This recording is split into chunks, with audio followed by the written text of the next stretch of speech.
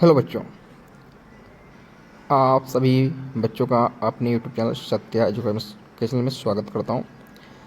Friends, या फिर हमारे जो बच्चे हैं क्लास हाई स्कूल के, उनका चैप्टर 1 जो चल रहा है, रासायनिक अपक्रियाएं एवं समीकरणें में लेक्चर नंबर थर्ड है, क्लास थर्ड आपकी है। तो हम एक एक टॉपिक या एक एक हेडिंग को अच्छे तरीके से पढ़ते हैं और ध्यान से पढ़ेंगे, क्योंकि आपका इस बार बोर्ड एग्ज़ाम है। तो हम छोटे छोटे पार्टों में वीडियो बनाएंगे, जिससे कि आप उस वीडियो को देख अच्छे से समझें और समझ सके और उसको लिखें कॉपी पर। और जो आपको समझ में ना आए वो आप कमेंट बॉक्स में आप अपना मैसेज डाल दीजिए, कमेंट कर दीजिए, फिर हम उस कमेंट को पढ़ेंगे। फिर आपके कमेंट पर हम कार्य करेंगे कि आपको क्या चाहिए, क्या नहीं समझ में आ रहा है, तो उसको हम फिर से पुनः बताने की कोशिश करूँगा। आपको बता दूँ कि आपकी क्लासेस जो हैं बोर्ड पर कम अप्रैल या मार्च फर्स्ट वीक में आपको बोर्ड पर क्लासेस मिलने चालू हो जाएंगी। ठीक है बच्चों।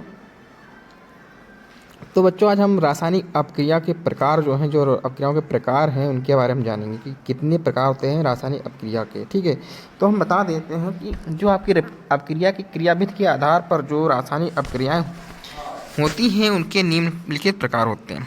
ये तो क्रियाविधि होती, इस शब्द को जानना।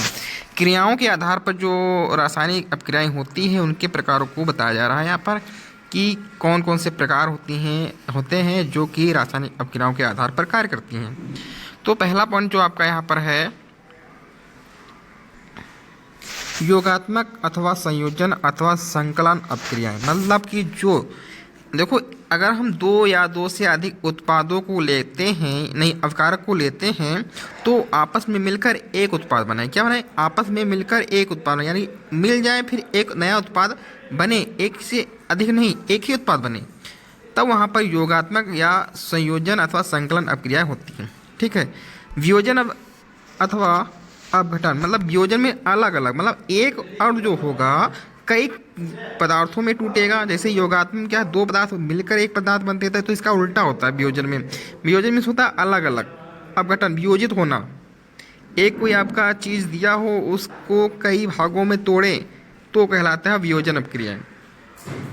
फिर है प्रतिस्थापन अथवा विस्थापन अपक्रियाएं। मतलब कि यहाँ पर क्या होगा, परमाणु जो होगा अपने स्थानों में परिवर्तन करेगा। जो कम क्रियाशील पदार्थ होगा वो अधिक क्रियाशील पदार्थों को क्या करेगा, अपने स्थान से हटाएगा। जो अधिक क्रियाशील पदार्थ होगा या परमाणु होगा, वो अपने कम क्रियाशील वाले पदार्थ को क्या करेगा, अपने स्थान से हटा देगा, वह अपना स्थान वहाँ पर ग्रहण कर लेगा।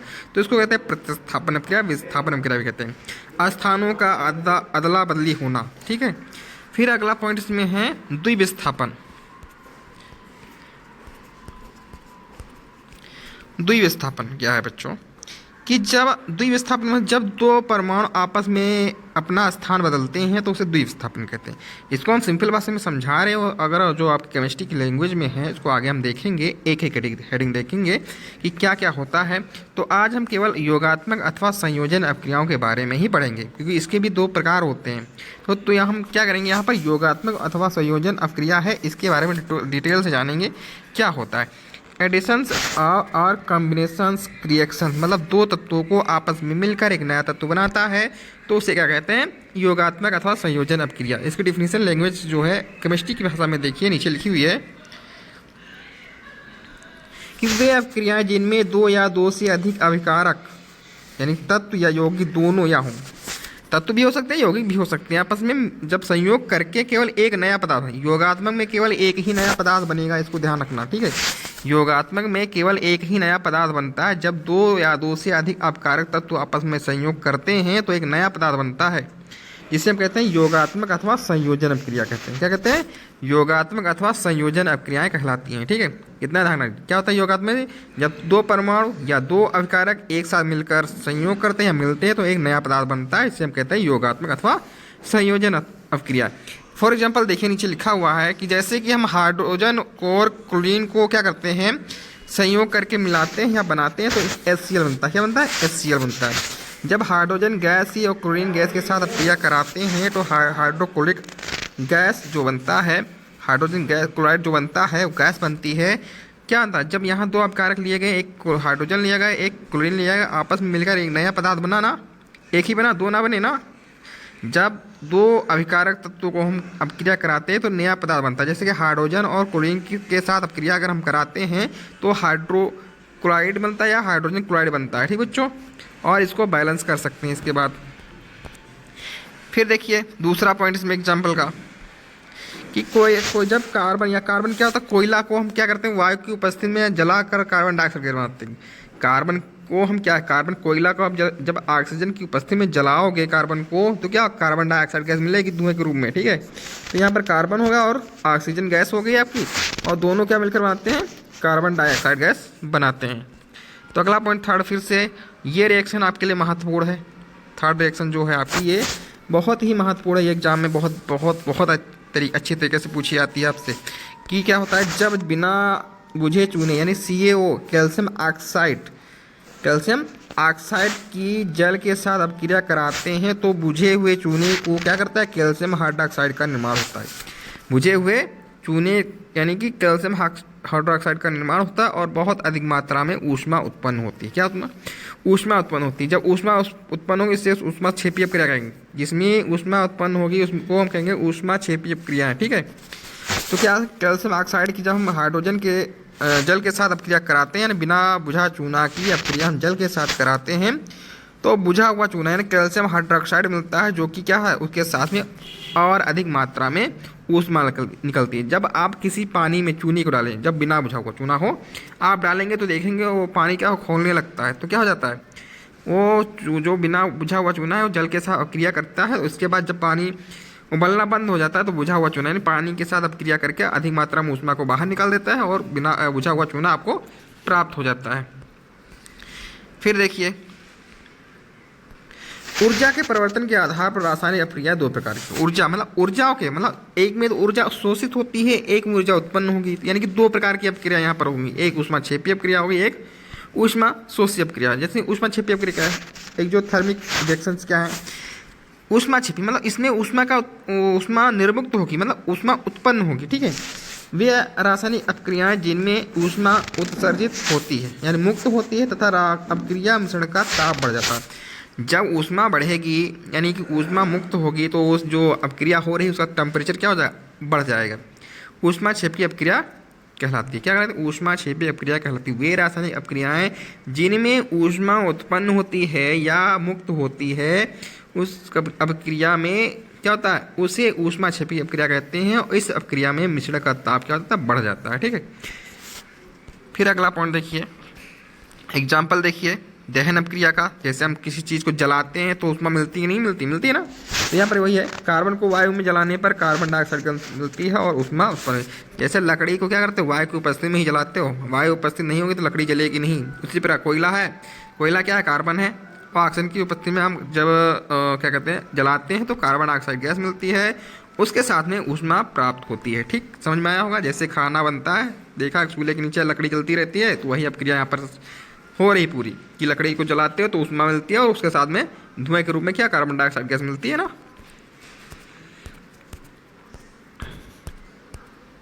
फिर अगला पॉइंट बी पॉइंट इसका है दूसरा एग्जाम्पल। ये भी आपके लिए रिएक्शन जो है महत्वपूर्ण है।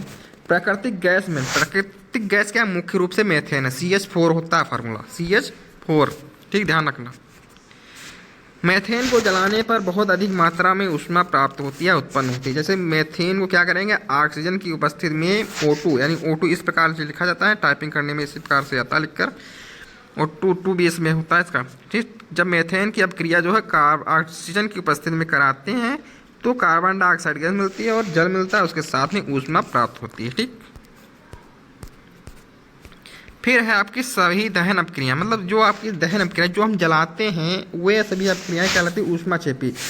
जिसमें हम किसी चीज़ को जलाएंगे उसमें ऊष्मा उत्पन्न होगी मिलेगी आपको, लकड़ी को जलाओगे तो ऊष्मा मिलती है ना, तो ऊष्मा क्षेपी अपक्रियाएं कहलाती है। जितनी भी दहन अपक्रियाएं होती हैं सभी अपक्रियाएं कहलाती हैं। दहन अपक्रिया जो होती हैं उनको हम ऊष्मा क्षेपी अपक्रियाएं कहते हैं या होती हैं हमारे शरीर में। यानी कि आपके जो भोजन करते हो तो भोजन क्या होता है टूटता है ना, तो उससे ऊर्जा मिलती है ना। श्वसन क्रिया करते हो कि नहीं करते हो तो भोजन का दहन भी ऊष्मा क्षेपी अपक्रिया हुई कि ना हुई ना।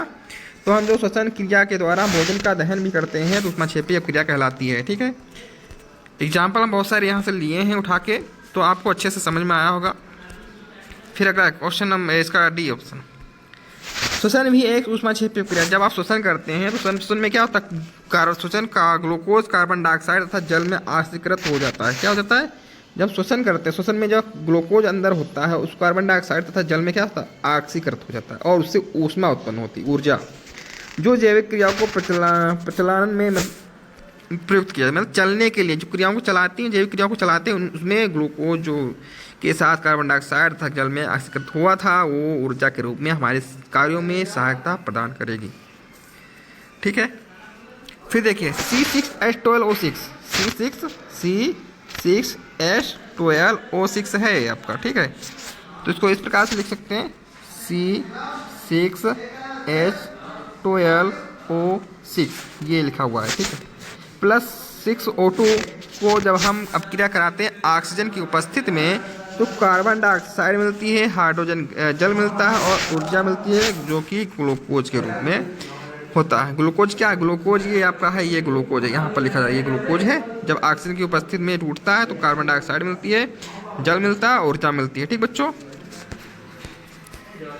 फिर देखिए अगली हेडिंग यानी अगला प्रकार योगात्मक अपक्रिया में जो है उसको ध्यान दीजिए, ऊष्मा शोषी अपक्रिया। शब्द से समझिए, ऊष्मा शोषी मतलब ऊष्मा का अवशोषण होगा। क्या होगा, अवशोषण होगा। जब अपक्रिया कराएंगे तो उसमें ऊष्मा हम देते हैं, क्या देते हैं, ऊष्मा देंगे, और जब हम अपक्रिया कराते हैं ऊष्मा उत्पन्न होती है तो हम ऊष्मा प्राप्त करते हैं ना, तो ऊष्मा जिसमें प्राप्त होती है उसे हम ऊष्माक्षेपी कहते हैं। ठीक, और जिसमें ऊष्मा दी जाती है उसे ऊष्मा शोषी अपक्रिया कहते हैं। ठीक है, एंडोथर्मिक रिएक्शन वे रासायनिक क्रियाएं जिनके फलस्वरूप ऊष्मा अवशोषित होती है तथा अपक्रियाएं मिश्रण का ताप घट जाता है। जब अपक्रिया होती है इसमें तो इसमें क्या होता है, ताप घट जाता है वो मिश्रण का। ठीक है, तो ऊष्मा शोषी अपक्रियाएं कहलाती हैं। हमने डिफिनेशन को बहुत अच्छे तरीके से यहाँ पर सरल भाषा में लिखने का प्रयास किया है। ठीक है, तो आपको अच्छे से समझ में आता होगा। एग्जाम्पल देखिए, जब नाइट्रोजन और ऑक्सीजन के मिश्रण को उच्च ताप 3000 डिग्री तक गर्म किया जाता है। अब नाइट्रोजन और ऑक्सीजन को हम क्या करेंगे, उच्च ताप देंगे, तब वो क्या होगा, गर्म होगा, तब जाके नाइट्रिक ऑक्साइड प्राप्त होता है। क्या मिलता है, नाइट्रिक ऑक्साइड मिलता है। यहाँ पर इस प्रकार से लगा लीजिए, N2+O2+ ऊष्मा दे रहे हैं तो नाइट्रिक ऑक्साइड मिल रहा है। क्या मिल रहा है, NO, क्या मिल रहा है, नाइट्रिक ऑक्साइड मिल रहा है। ठीक बच्चों, सभी वियोजन अपक्रिया, जो वियोजन यानी अपघटन अपक्रियाएं ऊष्मा शोषी अपक्रिया, तो मतलब अपघटन मतलब जो दो या दो से अधिक टुकड़ों में टूटती हैं, अपघटित होती हैं, तो अपघटन जो होता है वो ऊष्मा शोषी अपक्रिया के अंतर्गत आता है, क्योंकि पदार्थ को विघटित करने के लिए ऊष्मा की आवश्यकता होती है। किसी चीज़ को तोड़ोगे तो ऊर्जा मतलब मान लीजिए आप लकड़ी को फाड़ेंगे तो क्या करें, आप अपनी ऊर्जा खत्म करेंगे कि नहीं खत्म करेंगे, तो ऊष्मा का विघटन हुआ कि नहीं हुआ था, यानी कि ऊष्मा हम दे रहे थे किसको, लकड़ी को चीरने के लिए।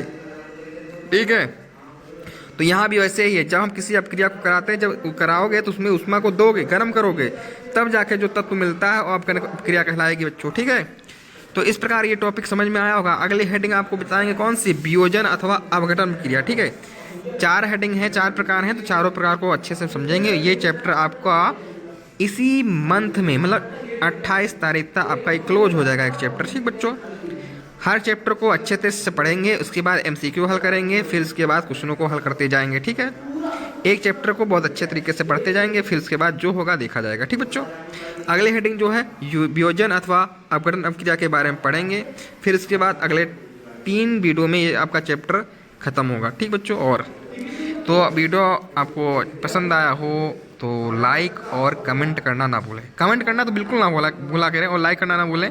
अगर आप कमेंट में आप कमेंट अपना नहीं देंगे किस प्रकार की वीडियो बनी है, आपको समझ में आया कि नहीं आया, तो हमें कैसे पता चलेगा आपको समझ में आ रहा कि नहीं आ रहा।